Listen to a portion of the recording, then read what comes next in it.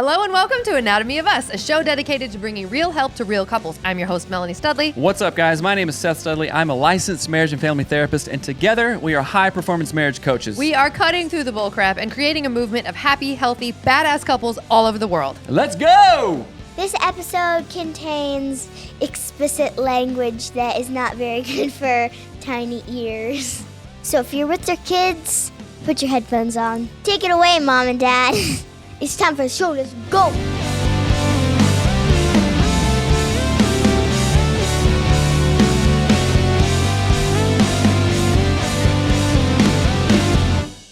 So, what's going on? So here's what we're doing today. Yesterday, we went to record a podcast, and apparently I hit a nerve because Seth actually said, stop recording. We are not recording It was a banger. which I actually don't think has ever happened. Yeah, it hasn't. And I posted an Instagram story today. I don't know if you saw it. It was like, hey, we're going to record. Yesterday, a thing happened that never happened. We stopped, and I was in a funky mood. And we'll give You're you just PMSing, maybe, I don't know. DMSing, dude menstrual syndrome. Don't even get me started on any of that because that's probably a thing. Whatever. Mercury is in retrograde. Yeah. Anyway, so play a little snippet of what went on yesterday.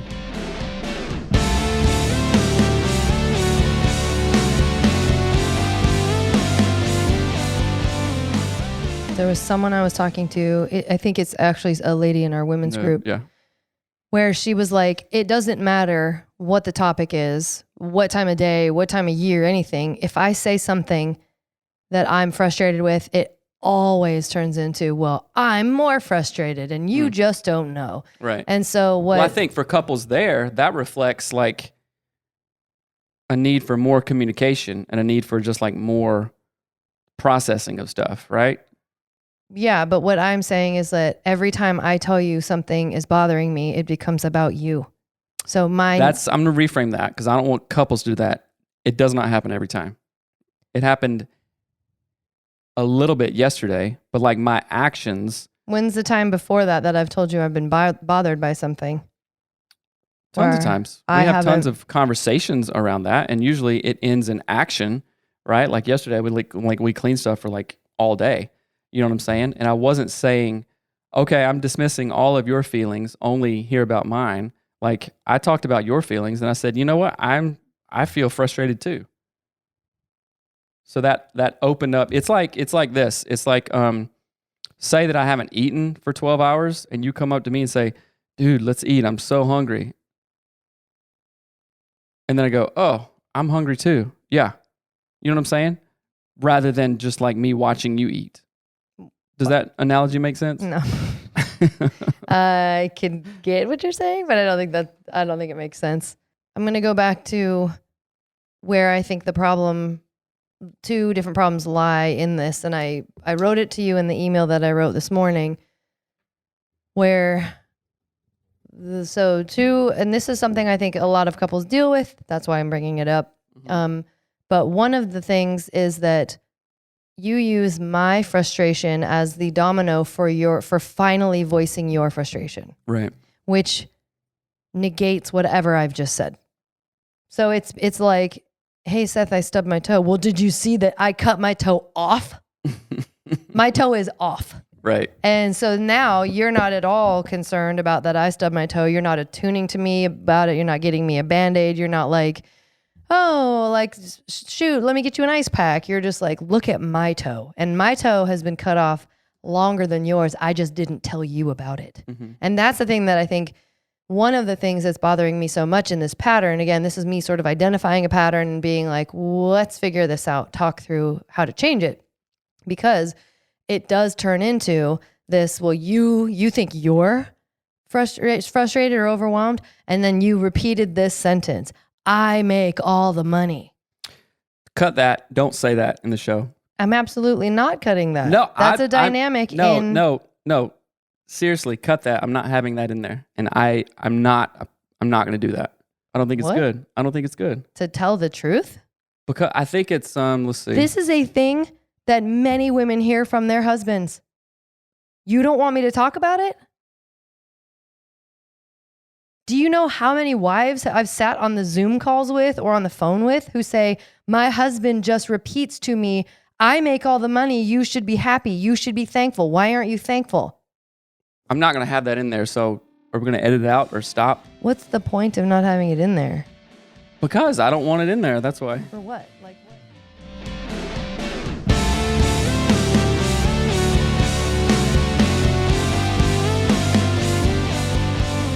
So, like we said, that had never happened. We've recorded us having arguments, talking about sex, talking about kids, parenting, Everything. literally everything under the sun. And you know how just sometimes maybe it's like, I was like, I don't want to have this argument in front of all of our friends, first of all, not because I didn't want to share it or anything. I was just like, F this. No, I don't want that, right? And it was pretty cool because, and okay, I'm going to get to what we were talking about in a minute, but through the power of accountability and talking to other like-minded people, this changes stuff. And of course, I'm referring to Badass Husband. Go to badasshusband.com. The mastermind. Son of a B. It's my mom. I can't. Sorry, Mom. I'm cussing and creating footage that you'll get mad at me for later. But anyway, from the power of talking to other dudes, me particularly, at badasshusband.com, go there to see if you fit the mold to be in our Get to the mastermind. point. You talk to dudes and then what?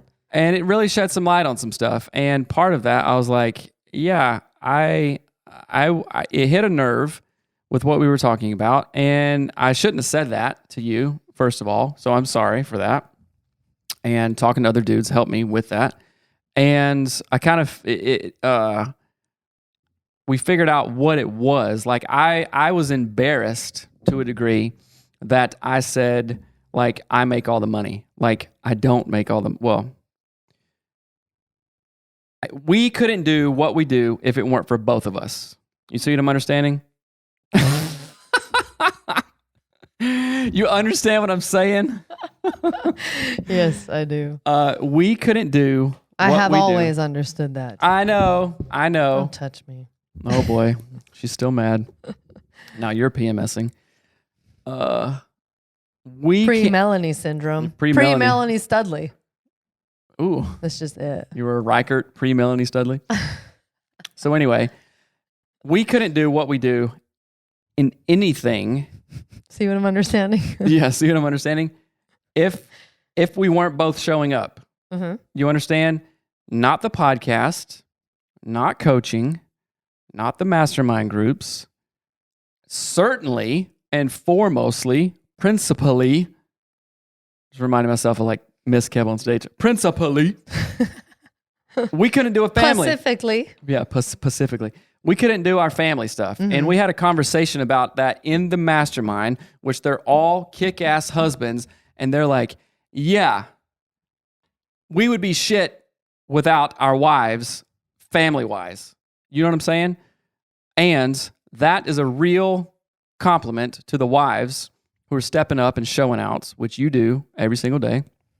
And I do too, right? So to the husbands too, like if you're doing that, awesome. But it is a general understanding, and I think that I was just like embarrassed because one of the main cruxes of that argument, or that it wasn't even an argument. We weren't like, I'm glad you said that, because I literally Googled the definition of the word argument. Of that knockdown, drag out disaster where I left the house spinning wheels out of the driveway, smoking the tires. No, I'm just kidding. It was not an argument. It wasn't a drop down disaster or whatever. Right. I don't know, drag out disaster.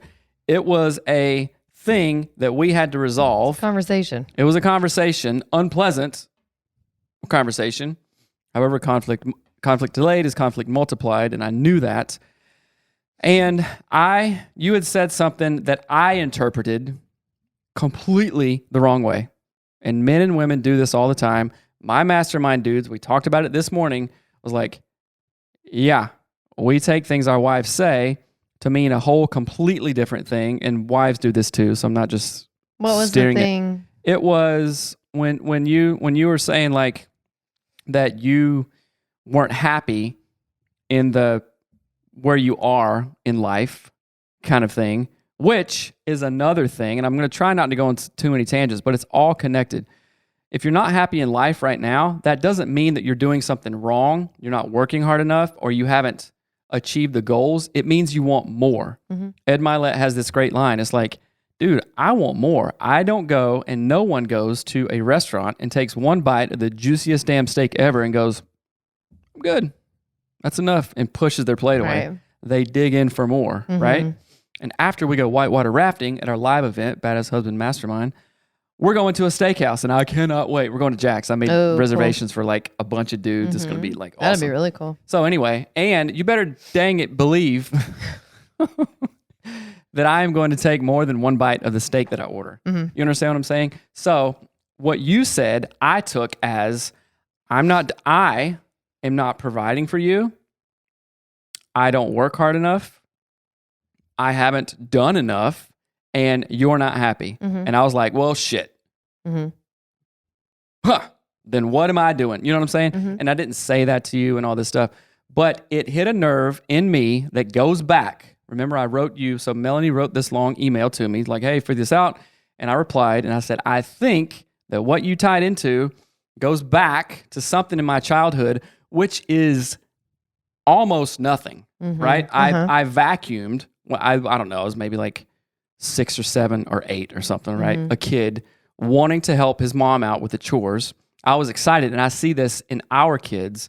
And parents, if you're listening right now, when your kids are enthusiastic about doing something, like, hey, I'm helping you out, mom or dad, it is wise to be excited about it then, rather than go, that's not the thing. That's not helping me out. You made it worse. That will not be good to the kid. You understand what I'm saying?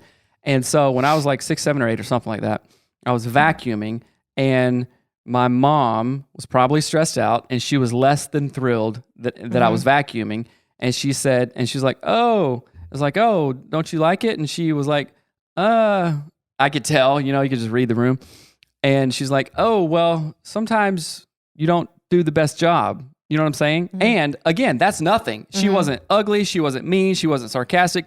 My mom was very loving and very nurturing to this day, as evidenced by like Folly Beach, like smooches and kisses and all this stuff, hugs. But as a kid, that hit me, and I was like, ooh, like it hurt my feelings. She didn't hurt my feelings. The situation hurt my feelings. And this probably something around upper limit problems, like, oh, I don't do a good job on things, right? So if that like metastasized, is that the right word? Or just continued to compound, then I would be a person who's like, why try? I don't do a good job anyway. It doesn't matter, which I didn't turn into that. Why try sounds like a rapper. That'd be a good one. Or P-trap. Oh, that's gross. like a plumber thing. That's gross. P-trap. That's gross. I don't know. Anyway, and that's, I think it hit on that. Now, is it something I've struggled with forever? No. It just kind of came up out of the blue, like, what the F? Right. Kind of thing, right? So, partially, I think that you and I still needed to process some of that, and I just wasn't having it on the show. You know what I'm saying? Which again, it's not a big deal, because I know that a lot of people listen and go, oh, I've learned from that, or that's cool. And I listen to a zillion other podcasts and stuff like that. So it's not like, oh, we're not being transparent or anything. I mean, we're talking about it now, for crying out loud. It's like, nope, not having it. Not right now. Sorry, not. Kind of thing. So where am I going with that? Well, that was the reason for why we didn't record.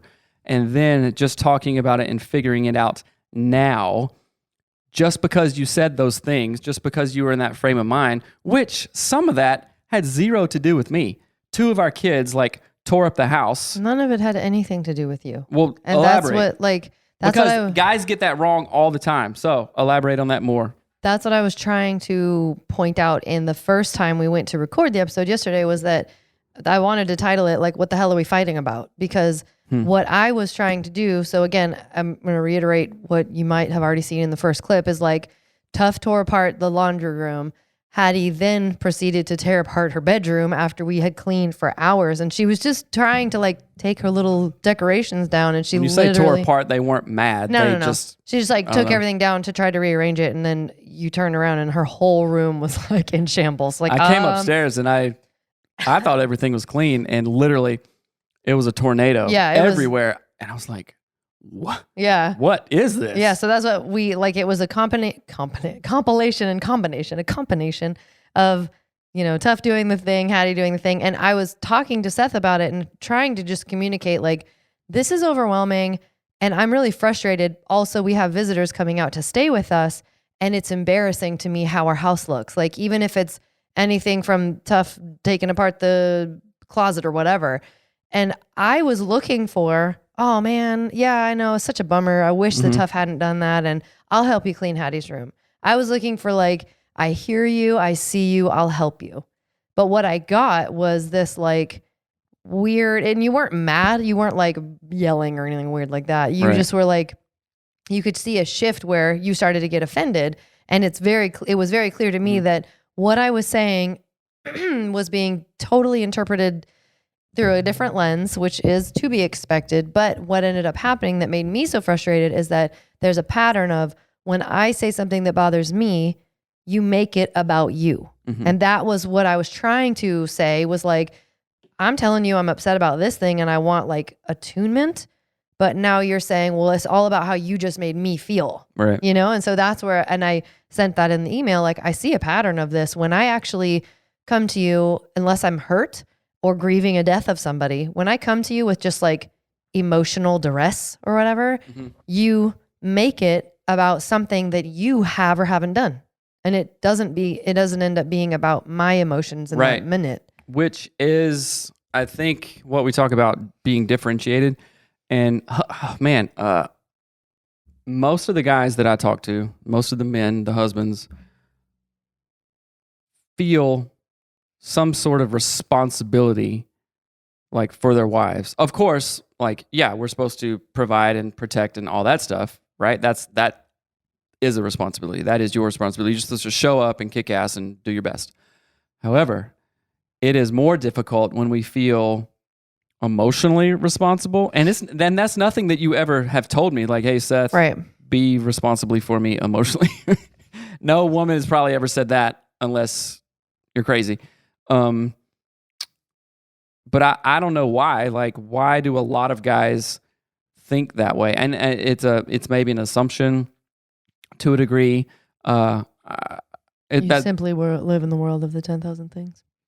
Who's that for? Who's that from? Wayne Dyer. No, it's not. That's from Lao Tzu. But it's Wayne Dyer's interpretation of Lao Tzu. But I think what comes to mind, because again, what I thought was really interesting is that in the conversation we were trying to have yesterday, we brought up the idea of you saying, I make all the money.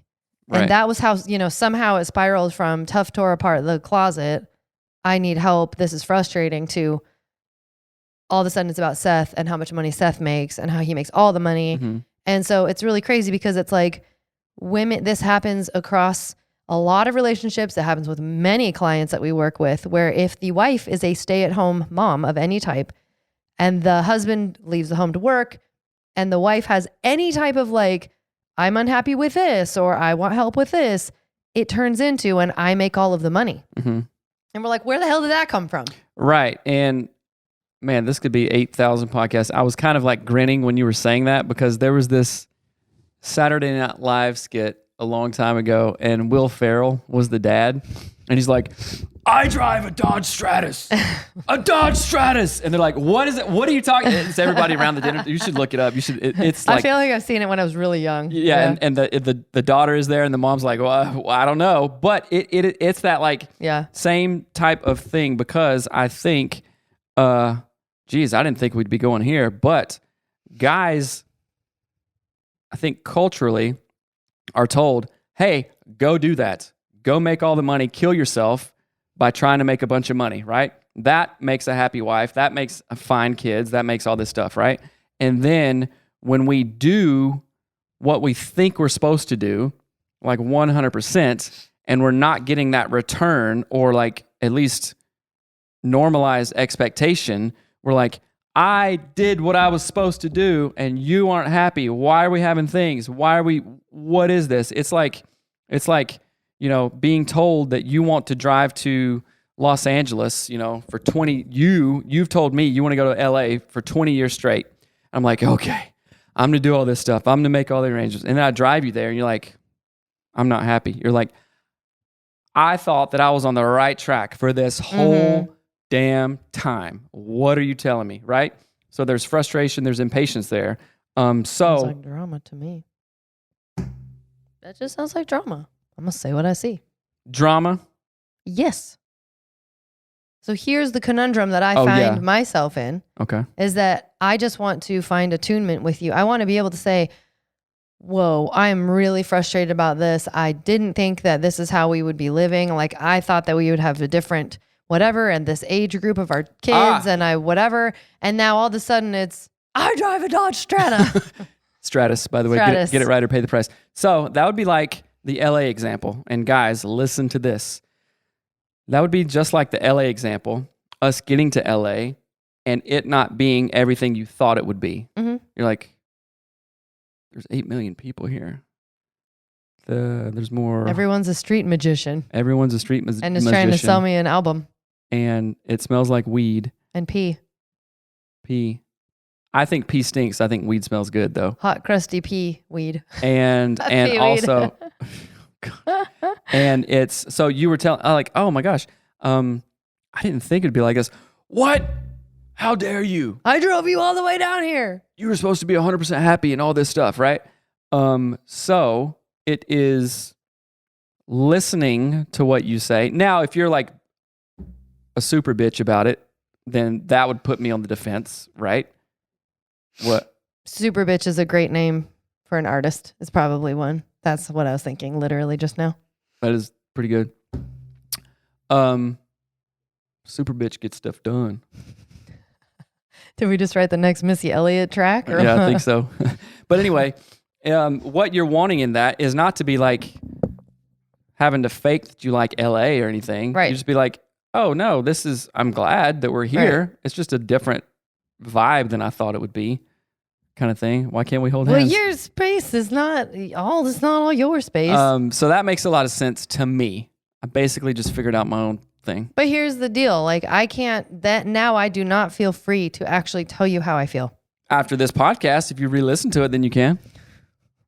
Because had I known that the outcome of simply trying to communicate that I'm frustrated would lead to, well, I make all the money. You didn't yell. But I mean, then it begins this calculation process for women where they're like, there are things I can't share this thing. Right. I'm aware of that. It's like, well, LA is different than I thought, but I can't talk about it. So it's weird. Which happens to like so many of our clients. I mean, you can think of. Not even our clients, you and me. No, our clients. I'm just kidding.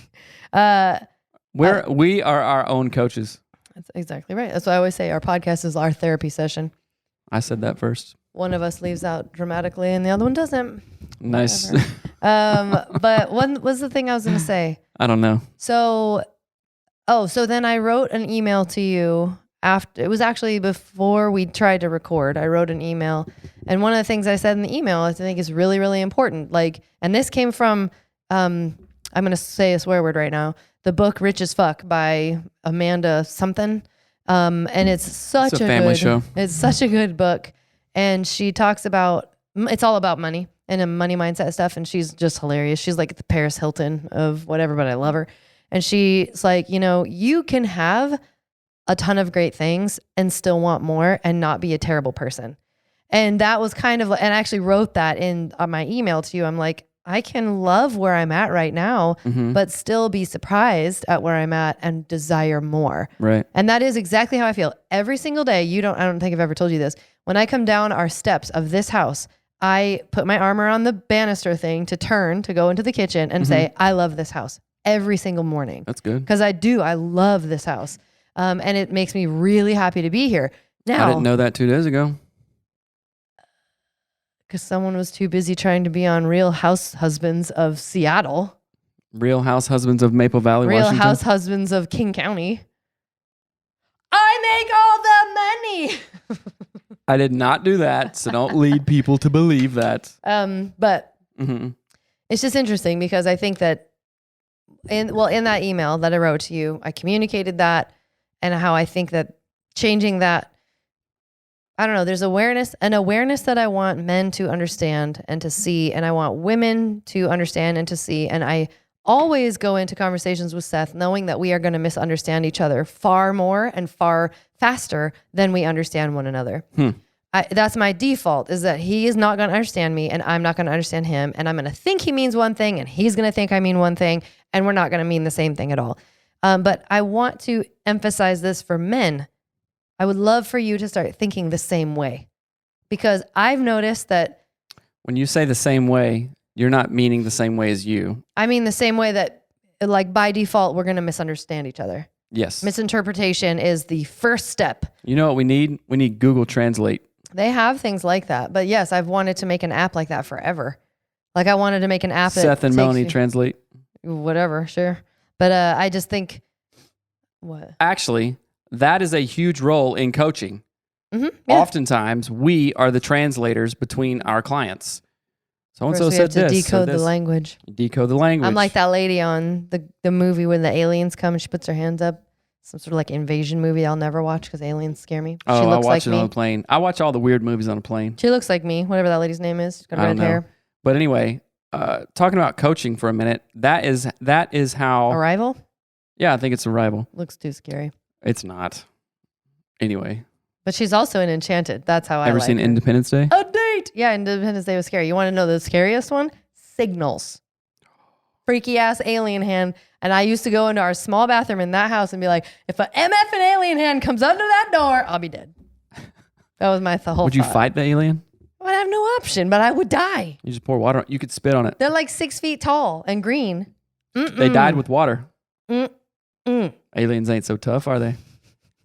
Aquilians. Anyway, what I'm saying is oftentimes, basically every time, with coaching clients, we are the translator. We get to know the clients. We identify your shared vision, your individual vision also, and then go, okay, I hear dude man saying this, and this. I hear the wife saying this, and then we translate it. Hey, what I think he is saying is this. You know what's really interesting about that? Sorry, like think about even within places that use the same language but have different Dialects. not dialects, but meanings for words. Like trolley versus cart versus tram versus, what do you call it in the South? What are you even A talking about? shopping cart. A buggy. A buggy. Because, yeah, so like that. So think about that. In marriages, there's a couple who are coming together from different family of origins. Not only do they have different dialects, some of them speak different languages, but then they have different terms, like slang for things. Right. You call it a buggy. I call it a shopping cart. If I was married to someone from England, pants and pants don't mean the same thing. Chips and chips don't mean the same thing. Dungarees. Dungaroos? Dunkers. No, dungarees. Pants. That's what my British grandma would call pants. Really? Yeah, your dungarees. Those are a type of pant. Well, They're that's what wide we leg. had. They're like what they wear in the Navy. They're cute. Well, anyway, with coaching, that's what we do. We get couples on the same page, and you're like, oh, Seth, that sounds like couples therapy. I've done zillions of hours of actual couples therapy, and although it is similar, in the coaching world, it's like, hey, cut that shit out. That's not helpful. Do you see him right here? He's working his ass off. Pay attention to it, lady. Or like, husband, you're being the biggest dick in the world. Don't say that. You can't say that if you want this. Stop being a mondo dick. Right. So that's how coaching is different. But that hit me. Coaching is the translation that you guys are looking for. So how many spots do we have open? I think 2 right now. 2 spots open. If you want more information, go to the website, anatomybus.com/coaching. Sign up. But it's like a phone. Google Translate what Melanie is saying because I'm about to kill her right now.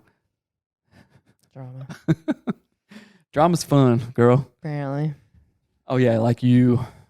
What is your major? I was gonna say, what was your I'm gonna major in college? Wait till you tell me what my major is. Yes.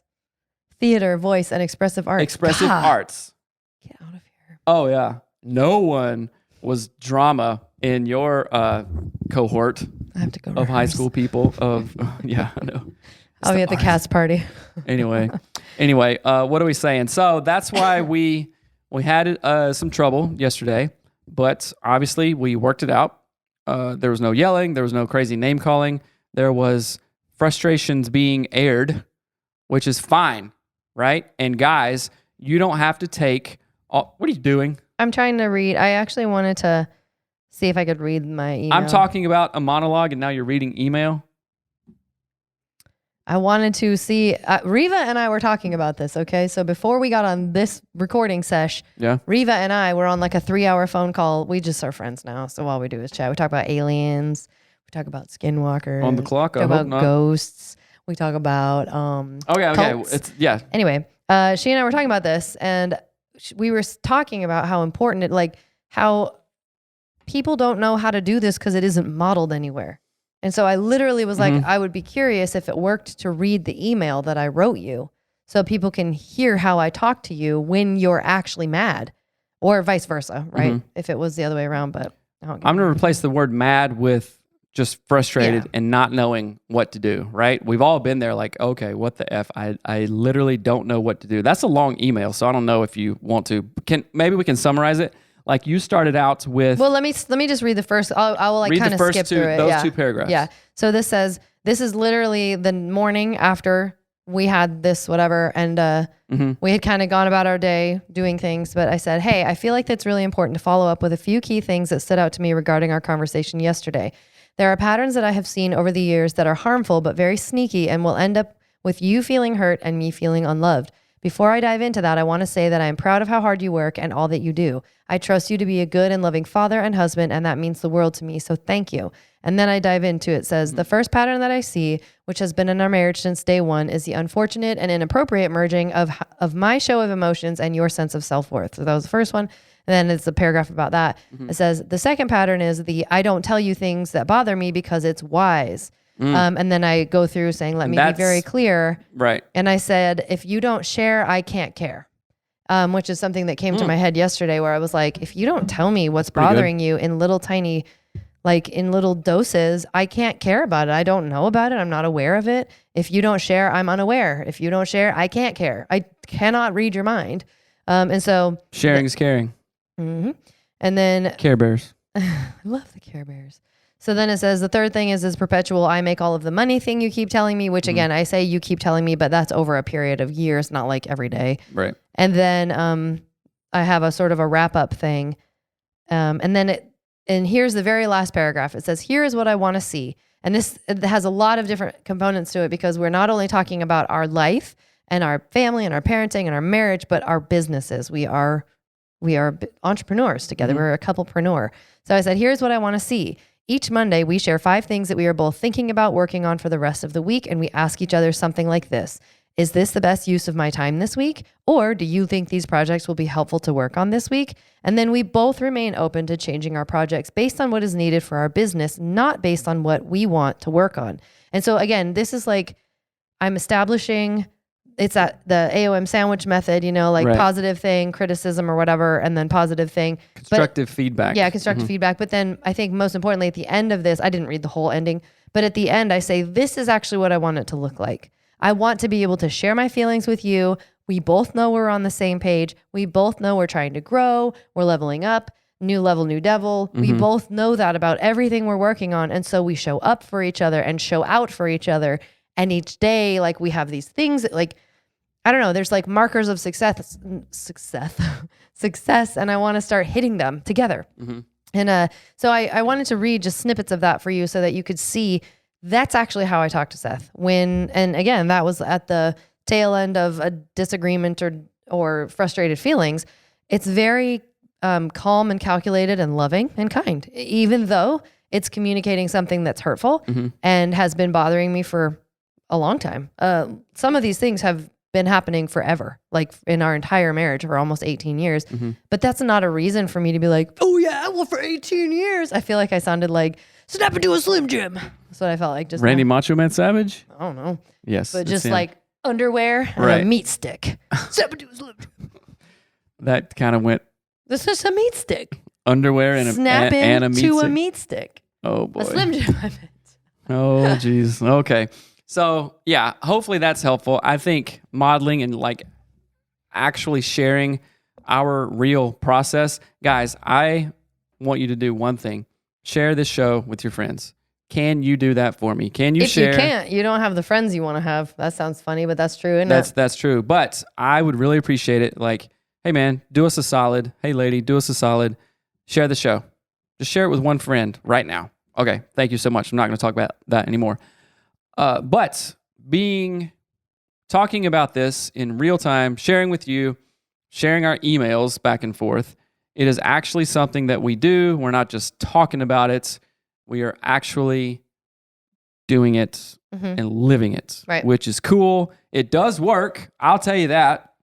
It does work to help resolve conflict faster, to feel closer to one another, Close to you. like have emotional intimacy, right? And of course, if you're emotionally intimate, spiritually intimate, you will be physically intimate. So it all works together, people.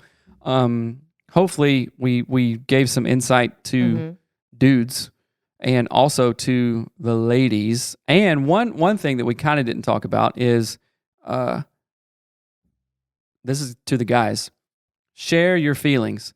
Just because it's uncomfortable, just because it's uncomfortable or like, I don't know, that doesn't mean that you shouldn't do it. In fact, you should lean into it. And me personally, and a bunch of guys that I talk to, I would rather do anything, like Doing anything else? me and Mariner thought like a legit, I didn't tell you this, I don't think. I thought that I saw a cougar on the trail yesterday. I was like, oh shit, like this is real. There's a cougar, but it wasn't. It was a young coyote, but we were really far off. It's the same color. I would rather fight a cougar than like talk about some of this stuff and be like, that kind of bothered me. This, and this, because then most women just don't let that go. They go, oh, well, let's talk about it. Let's blah, blah, blah. And it's kind of like crying. It's like, I don't want to cry. Well, and that's where I would say set an intention for the conversation. Say, I want to talk about this for 5 minutes. And you can do that. That's pretty good. And that is like, it's fair. You know what? Actually, that is an intervention that I don't know why we haven't shared before, but We do it with our clients. you literally set it up that way. Hey, I want to have a 5-minute conversation about, and this is me talking, right? I want to have a 5-minute conversation. Do not interpret the 5 minutes as me like walking away, distancing, or being a jerk or anything. That is what I want to do. Let's see how far we can get in 5 minutes, kind of thing. Well, but you would set the intention of, at the end of 5 minutes, I want us both to feel X, Y, and Z, and I want to have this be the outcome. Like we have better understanding of each other. We feel kind and caring and loved or whatever. So that can get you in trouble if you don't get to the point in 5 minutes, but also it puts boundaries around that. So I'd say, hey, I want to talk about this for 5 minutes. I'm sharing my stuff here. Share your stuff, and then boom. Right. And one thing I want to say, and maybe we should just do like a continuation of this conversation into the next week's episode, because I have some thoughts about it. Like one of the things that I think would be more valuable than almost just straight up sharing your feelings is processing your feelings before you share them. Think about what you're thinking about. Think why you're thinking the way you're thinking. That's good. I think women process with other people and use their husbands to process oftentimes. That can be the case, but it's not always the case. And I know that for me, I don't have many people that I could process with that would be like loving and supportive in the way that I want to be, and growth mindset in the way I want to be. That's not true. You got a whole group of kick-ass ladies. That's not what I'm talking about. So I process a lot of things on my own before I talk to you. So for example, when I was trying to get attunement from you when they tore the bedrooms apart, I was literally trying to be as clear as humanly possible, saying, hey, I'm frustrated right now that we're not farther along and I'm almost 40. That was what I was trying. Like I was trying to say, I'm not frustrated at you. I'm frustrated that we're not farther along and it's this blah, blah, blah. But you took it on as you're all right. I'm going through puberty, so I don't know. It's weird. But I don't know. I think that there's a lot to that. Like thinking about how you're thinking about the ways in which you are interpreting things and how you could be wrong. And then starting there, women too, not just men, but I think men do this a lot less. I think men's frustration tolerance for emotional and relational stuff tends to be a lot lower. Yep. And they want to just run or not talk or fight a cougar. And we want to fix it. You don't want to think about it. You don't want to talk about it. You want to fix it. I'm going to tell you what I just told one of my coaching clients. And Maybe your dad is a woman, because when we fix stuff, he talks about it forever. Dad is a woman? Newsflash. Your dad processed like a woman.